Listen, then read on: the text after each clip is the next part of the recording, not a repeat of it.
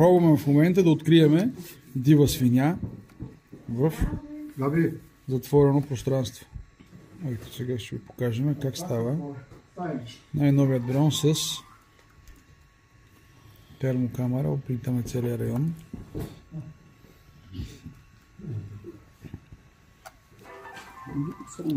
Ето ги праседата. Виждате за каква картинка става дума. Ето. В рамките на 10 секунди дивото прасе се откри. С малки ли?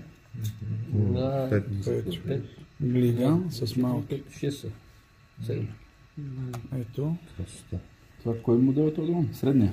Това е средния. Цената на дрона е 14 800 лева. Може да се ползва в дъжд, мъгла, лоши метеорологични условия, обсек на откриване до 25 км. Една батерия издържа до 53 минути. Така че ето, колеги, може да видите, това е пълна гора, район, в който е трудно достъпен, горист.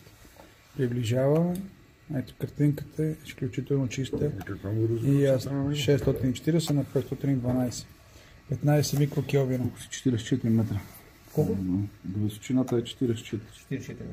Ето, сега ще ви покажем. Меди от тук, откъдето сме ние.